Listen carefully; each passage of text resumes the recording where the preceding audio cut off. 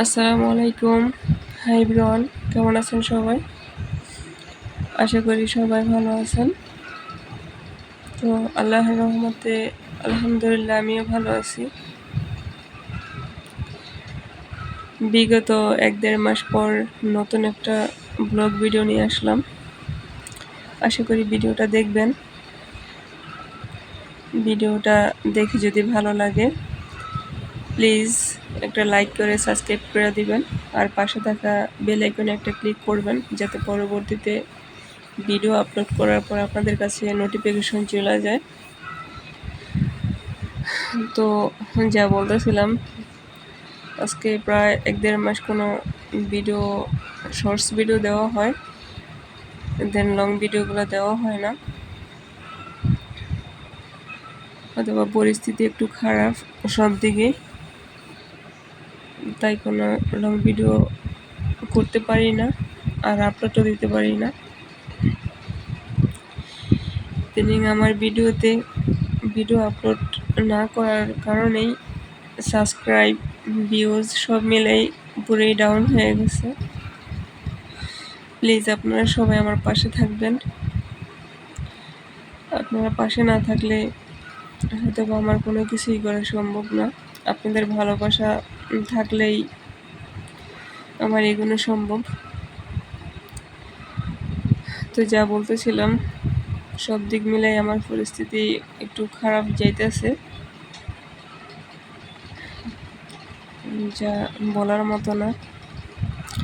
তো যাই হোক, আল্লাহ সমস্যা মানুষকে দেয় আবার সমাধানও করে। তো ওইটাই আল্লাহর উপর ভরসা করে আছে, যেহেতু আল্লাহ সমস্যা দিয়েছে আল্লাহই সমাধান করবে। কিছু কিছু মানুষের জীবনে সমস্যা থাকে যেখানে আসলে পাশে আল্লাহ ছাড়া কাউকে পাওয়া যায় না, না নিজের ফ্যামিলি থাকে, না কোনো আত্মীয় স্বজন থাকে, শুধু ওই একমাত্র আল্লাহর দিকে তাকায় থাকা লাগে। এখন একটা ভরসাতে আছি যে আল্লাহ তুমি সমস্যা দিছো, তুমি সমাধান করবে। তো আমার এই জিনিসগুলা মাঝে মাঝে কিছু কমেন্ট আসে, কিছু কিছু মানুষ কমেন্ট করে যে মানুষের অভিশাপ, আল্লাহ আমার বিচার করে। জানি না ভাই কেন এসব কমেন্ট করে মানুষ। মানে একটা ভিডিও আপলোড করলে যে মানুষের সমস্যা থাকবেই এমন কোনো মানুষ নেই যে তার কোনো সমস্যা নেই। প্রত্যেকের জীবনে সমস্যা থাকে, কারো বেশি কারো কম। তো তাই বলে আমি তো পাবলিকলি বলতে আসি নাই যে আমার এই সমস্যা।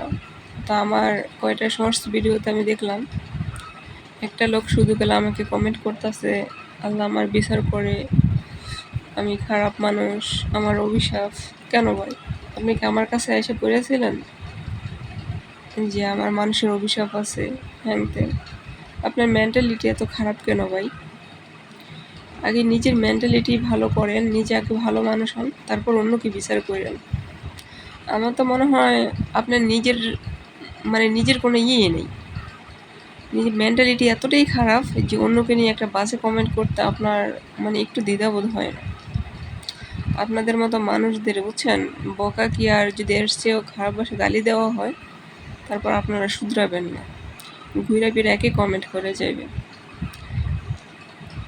এখন আমার কথা হলো, মানুষের জীবনে সমস্যা আছে, সমস্যা থাকবে।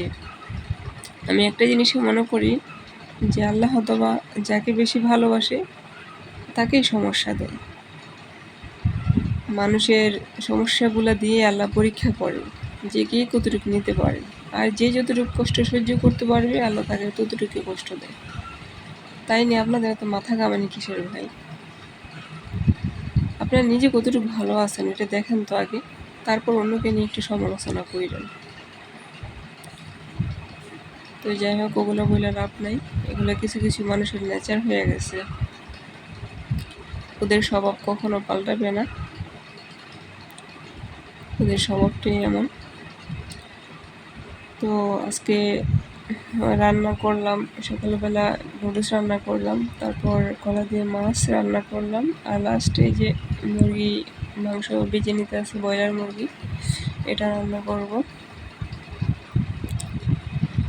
তো আমার আজকের ভিডিওটা আপনাদের কাছে কেমন লাগলো প্লিজ একটু কমেন্ট করে জানাবেন। আপনাদের একটা ভালো কমেন্ট দেখা যায় আর একটা ভিডিও করতে আমাকে উৎসাহ দেয়।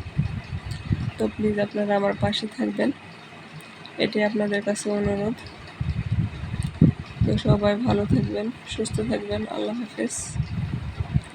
আর বেশি বেশি লাইক করবেন, সাবস্ক্রাইব করে দিবেন।